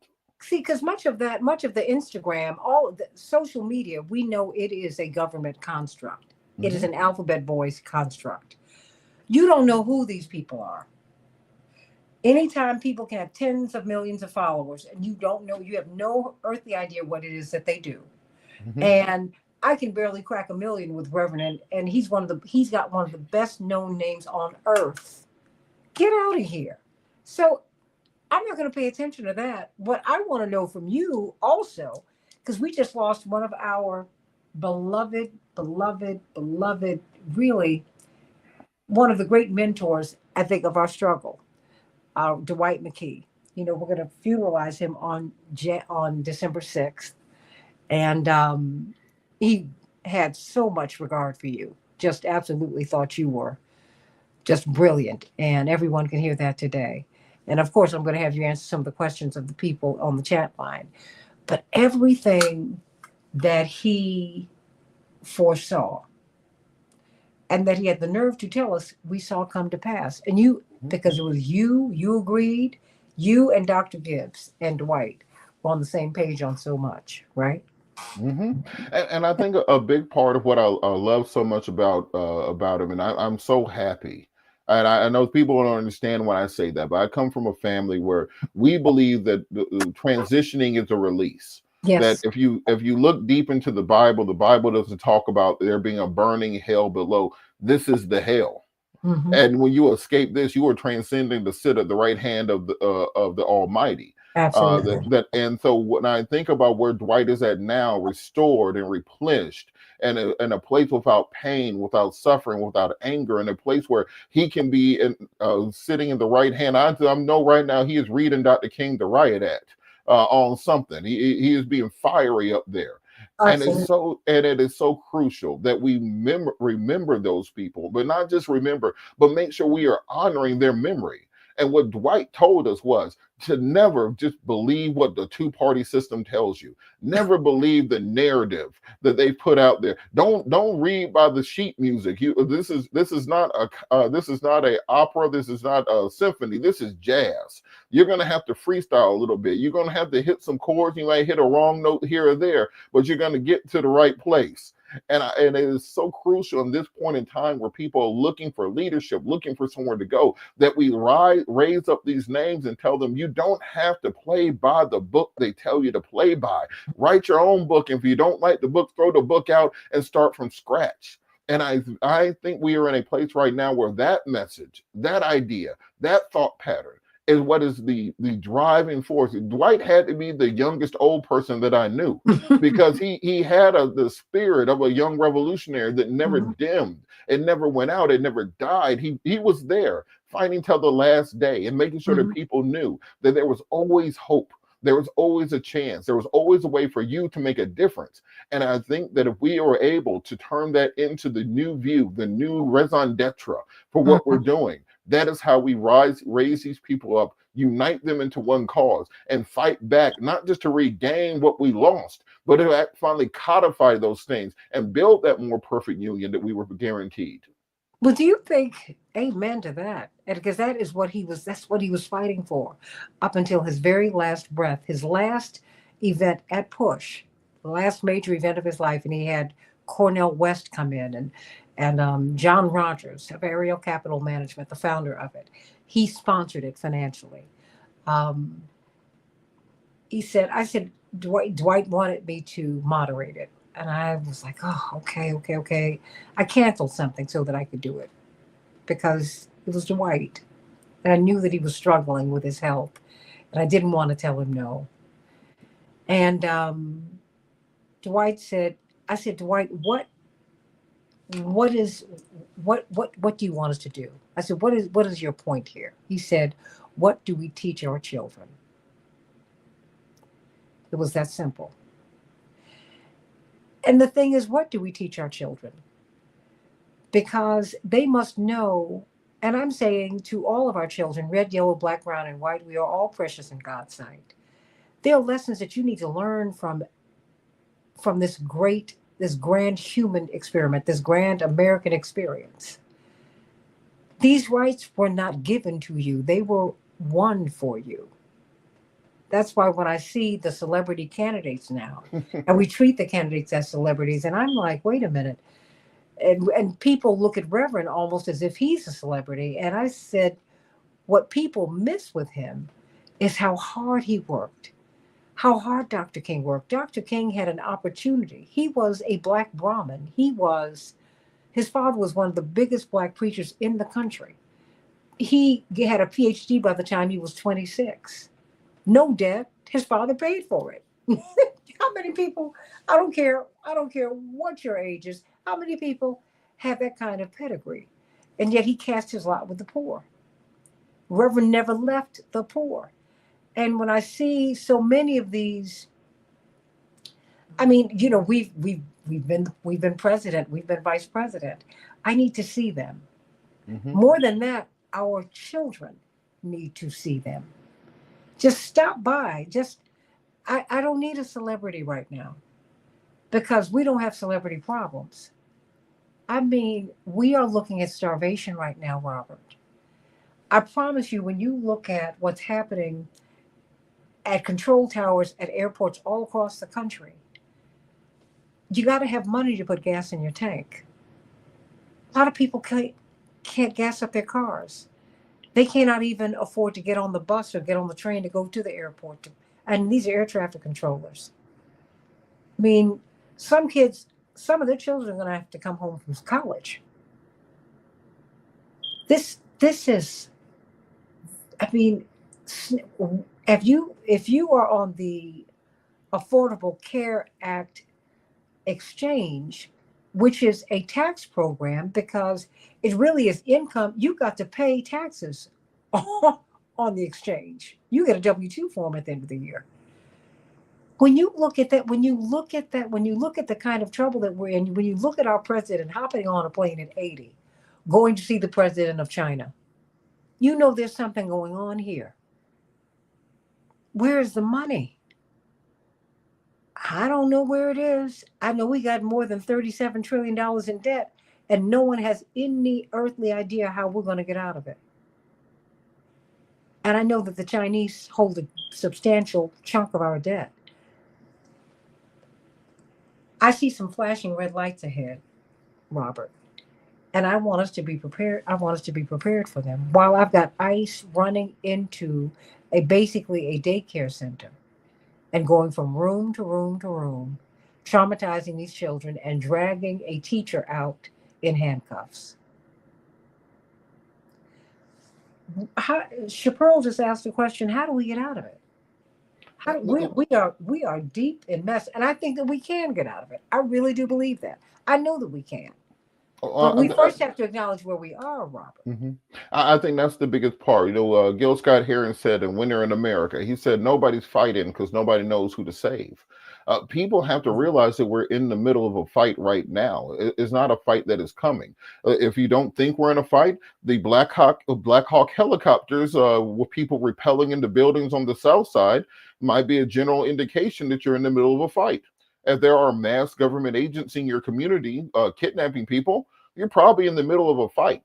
And so if you're in the middle of a fight, you have to start acting that way. Earlier this year, I started telling my friends, I think it was maybe May, I said, start stockpiling. Just start get your paper goods, get your canned goods together, prepare for something bad happens later on in the year. Did I know what the bad thing would be? No. But now some of those same people are hitting me up saying, I'm glad I listened to you because my SNAP benefits got cut off. And if I didn't have this extra food around that you told me to put into the deep freezer and these cans you told me to get, me and my kids would be in a bad place right now. We talked about the job losses. The American economy for the last 6 months has made an average of 25,000 jobs per month. During the Biden administration, it was 150,000 jobs per month. We are deeply, deeply, deeply in a recession. The only reason the numbers don't show that we're in a recession is you have 7 companies that are into AI that are basically passing money back and forth to make it look like there's money circulating in the economy. NVIDIA sells chips to one of the firms. They rent out a processing place to OpenAI. They give some money and they just pass the money around in a circle amongst themselves with no actual economic activity taking place. So you combine that also with the job cuts in the federal government, where we've already had over 300,000 Black women leave the workforce in the first 10 months of this year. You add into that the number of Black women who are in private business, many of which are dependent on imports. So if you have a boutique that imports leggings and fashion wear, those sorts of things, you just got hit with 145% tariff from China, and now you're out of business. If you have a hair salon and the hair is imported from India, a long Remy or the wigs that go on, guess what? Now those got hit by 85% tariff, driving up the price of those things. Even if you own a hair salon that braids hair, guess what? A lot of those Africans and Dominicans who are braiding their hair got deported or are afraid to leave the house to work because of ICE raids. It's a compounding place that we are at. So as you said, the first part of fighting back is understanding that you're in a fight. I think there's still a large portion of our communities that have no idea they are in the middle of a fight for our nation's very soul. And once you realize you're in that fight, you have to make the plan to get out of it. And as I said, the plan has to be organizing on the state and local level. We have midterm elections coming up in less than a year. Less than a year.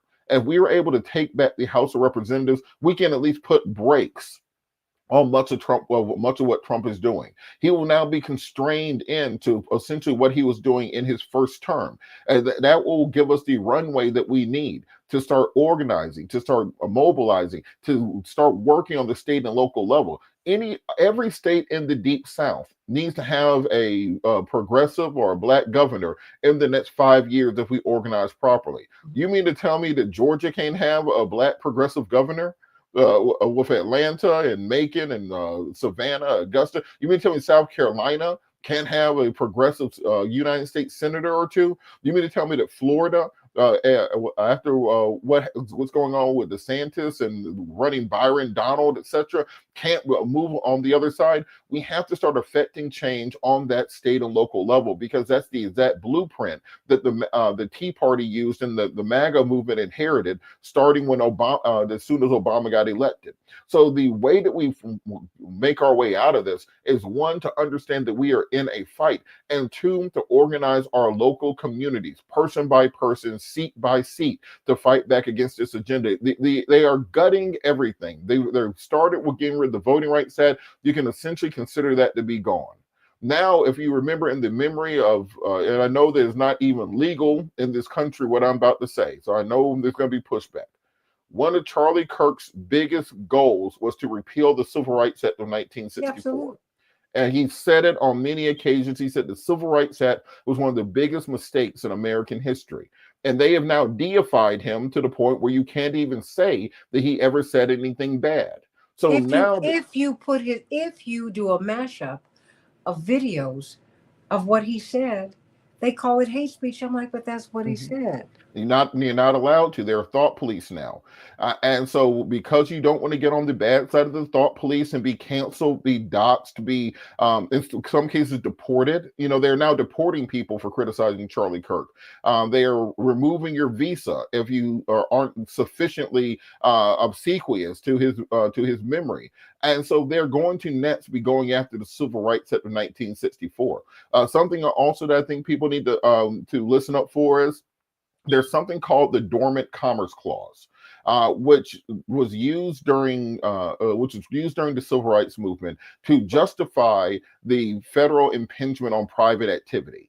Essentially, prior to the interpretation of the Supreme Court, the Commerce Clause only allowed the federal government to regulate interstate activity. So if you were doing business across state lines, the federal government could use tools to interfere with that or to regulate that. The Dormant Commerce Clause said that if you have any activity that has an indicia of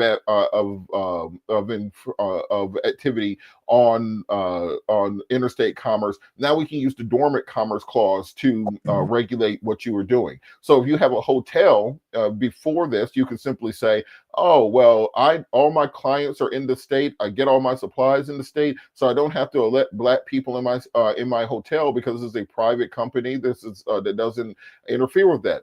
If you repeal that ruling, if you go back on those decades of precedents, well, now we can go back to a segregated America on the basis of the federal government not being able to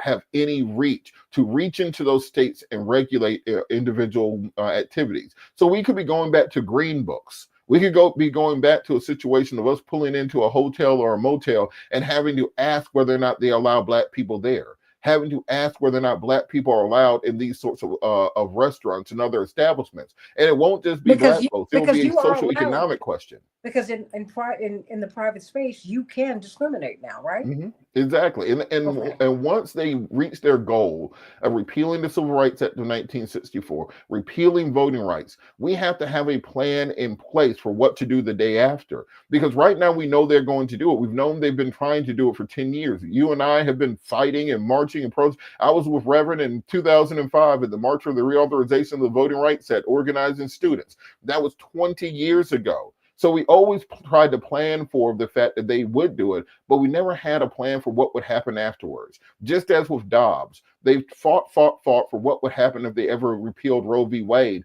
but there was never a full plan on what to do the day after. And we have to have that day after plan for the Voting Rights Act, the day after plan for the Civil Rights Act. We have to be able to build the type of economic strata where we can absorb the hundreds of thousands of people, because as Reverend always says, the Black middle class was built off of government jobs and government employment, government checks, whether it's school teachers and postal workers and the DMV, etc. And we have to have a plan for the day after, what we're going to do to build those things within. So what it's going to take, to Chappelle's question, is we're going to have to organize. And that means understanding first and foremost that you are in a fight and getting ready to punch back. Well, we're talking with these last few minutes with Robert Patillo. Boy, it has been great talking with you, but I got to tell you, we do have a lot going on. I'm hoping that Venezuela will wake people up. I'm hoping that we will. I think I see a lot of organizing around the Middle East, around Gaza, and I think that's absolutely created a sea change in Americans' thinking. I would say. What about just do you credit then a Mamdani, a and Omar Fateh in Minneapolis, this young group, these young people are not Democrats. They're not Republicans. They've come up with something new, and you can see that they want a new politics as well. And in fact they not only want it, they're demanding it. They're demanding that things be different. Well, as I said, I think that they are part of this international movement of young people. That these party labels are transitory at best and imaginary in all reality. The Democratic Party of today is not the Democratic Party of Obama, which is not the Democratic Party of Clinton, which was not the Democratic Party of Jesse Jackson, which definitely wasn't the Democratic Party of Lyndon Baines Johnson.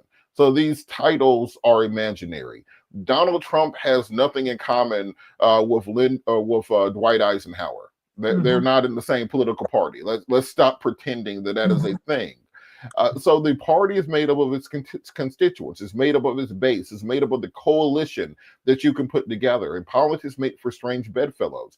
And I will assert to folks that if the Republican or the MAGA movement was able to put together a coalition of uh, tech billionaires, Christian conservatives, online grifters, social media stars, various criminals, porn stars, Oh. and all together, they've been able to make a political party. Why is Joe Rogan and Mike Johnson voting for the same person?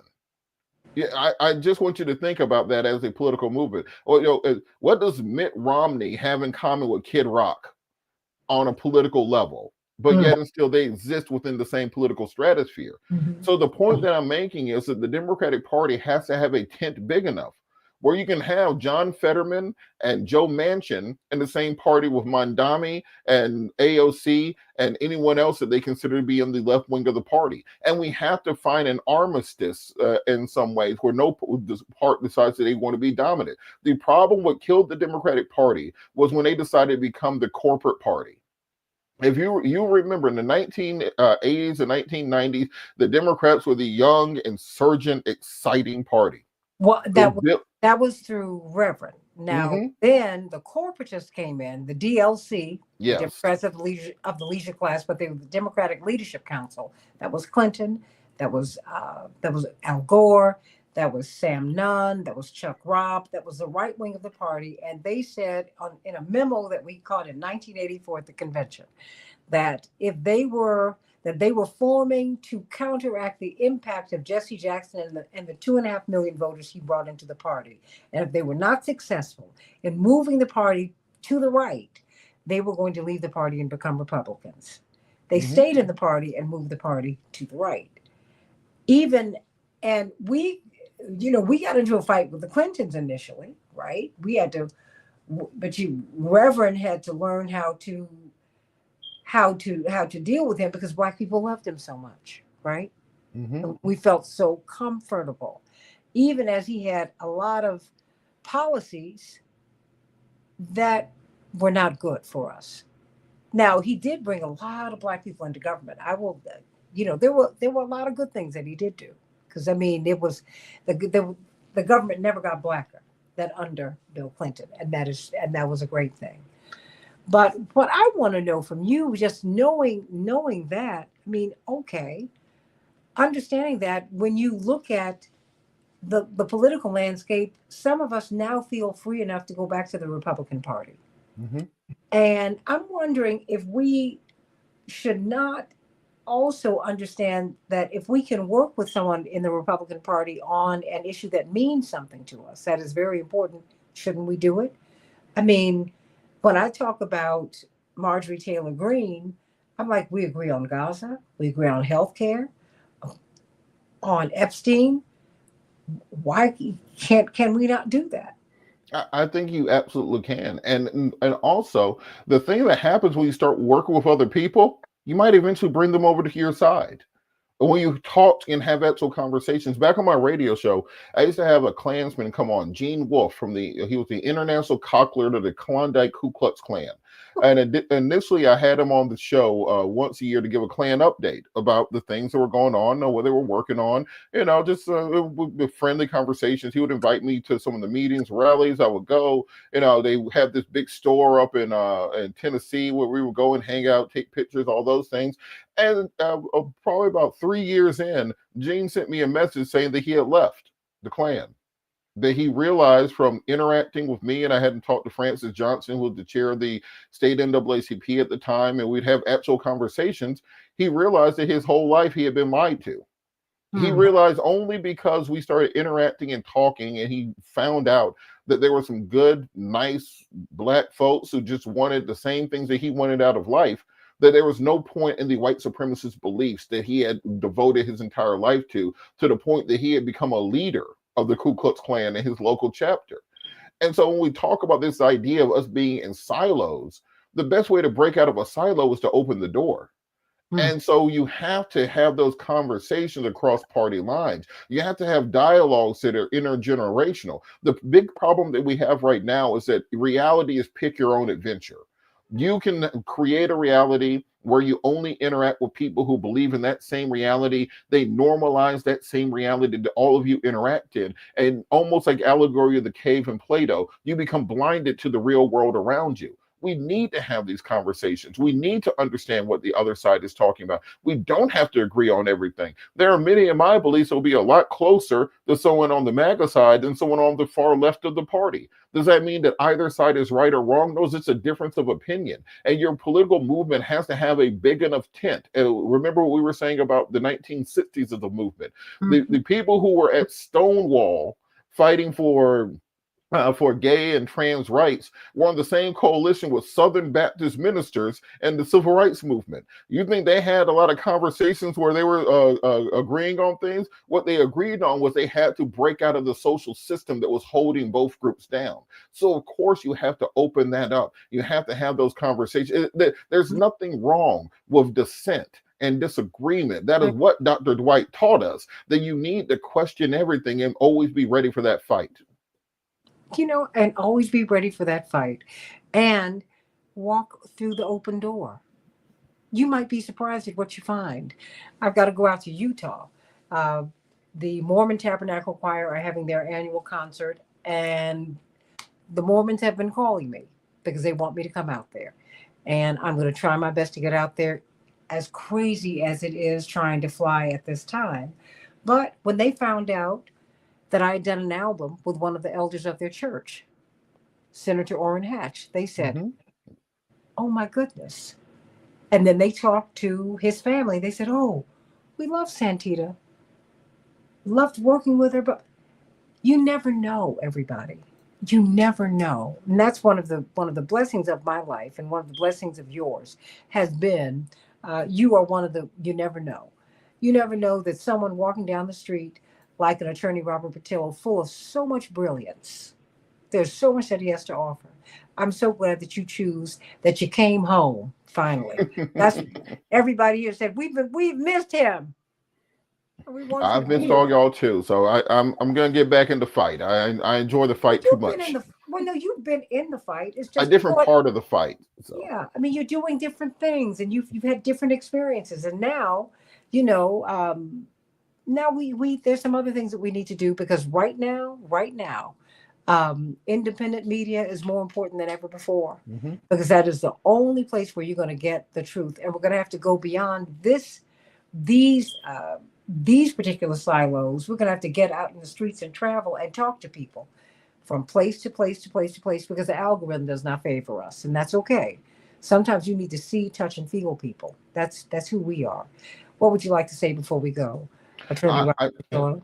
I think the most important thing for people is to stay vigilant, to understand you have to break out of the mainstream media atmosphere. You have to start digging deep, and most importantly, organize on your local level. You need to organize your HOA. You need to organize your block. You need to organize your ward, your precinct. You need to be working on these state and local races, because that's where the fight is going to be at over the course of the next decade. As you see, Congress is gridlocked. The federal government is going to do what the federal government does, but you can impact your city council, your county commission, and most importantly, those state houses. We are in a existential battle with this constitutional convention, this convention of the states. That is the thing that keeps me up at night. I count the numbers, making to find out how close they are, because if we let them get to the number they need to get to rewrite the Constitution, everything, all the rules are off the board. And so we need to start that fight today. Well, Steve Bannon said, when they asked him about a third Trump term, he said, oh, we're already working on that. They've gone beyond probability, beyond possibility, to likelihood. They say they will be there within 3 years. So and trust and believe. Our job is to stop them. But I thank you so much for Absolutely. giving me the platform, Santita. Well, you have it always. Santita Jackson Show, attorney Robert Patillo, he's back. Love you all. AM 950 Radio, the voice of progressive Minnesota. God bless you, everybody.